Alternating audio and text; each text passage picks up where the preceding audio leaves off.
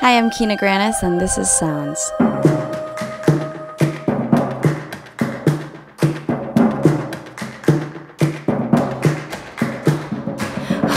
For me, music has always kind of been a part of my life since I was little, and it started with me always being drawn to singing. So I just did that all of the time, and it wasn't until halfway through high school that it kind of occurred to me that the amount that I liked singing was not normal, and that I needed to focus more on this and make it more of a part of my life. So at that point I started teaching myself guitar, and that's kind of when things shifted for me. Songwriting actually ended up being really helpful for me too, because I'd always been a really shy person who could never really express myself, and so for the first time I was kind of able to say all those things I was afraid to say, and it kind of just evolved naturally from there. You go.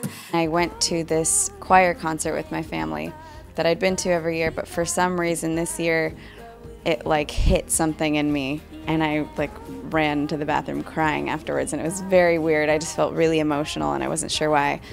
And then I started thinking about it, and I realized I was just watching these people up on stage singing. I was like, I need to do that. And so that's really when I shifted gears and started writing a lot.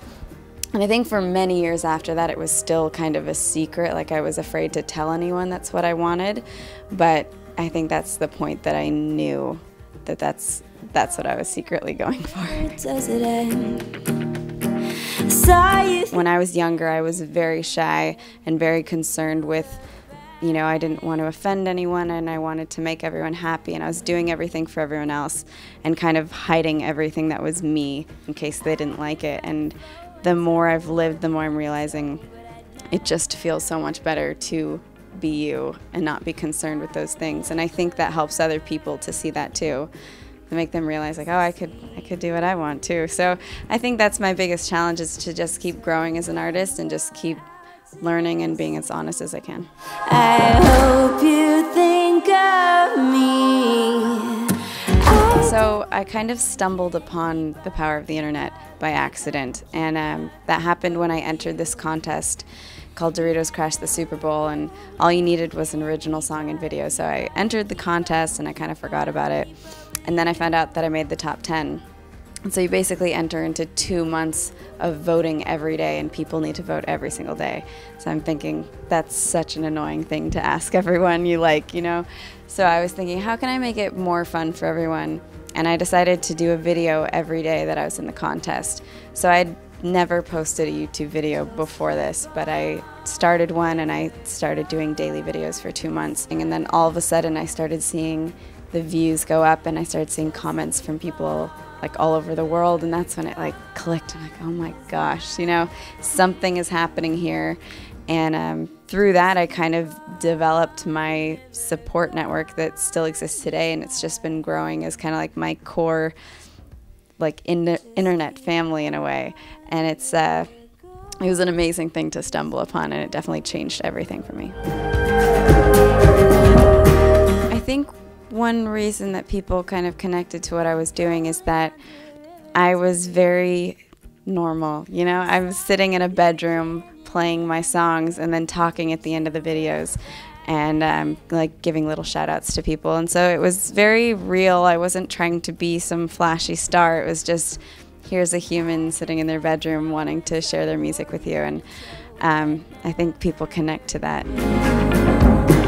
When I went into making this album, I kind of challenged myself to be really honest and go places that I might have been afraid to go in the past. The name of the album, first it came about because I was just kind of looking through the song names, and I have songs like The Fire and Dear River and Winter and Write It in the Sky, so a lot of elemental themes, a lot of nature themes, because I guess it's something that's always been really inspiring to me. But the more that I thought about elements, the more it kind of resonated on a deeper level for me too, because I guess the album on the whole for me was kind of about life in all of its basic elements. So it kind of had that double meaning for me. As a child, I always really couldn't face the idea that I would lose my parents someday. And I never had to face death my whole life until in the last year when I lost my grandfather. And it's something that I've been kind of trying to cope with. My song Forever Blue is kind of delving into that subject and trying to sort that out, I guess.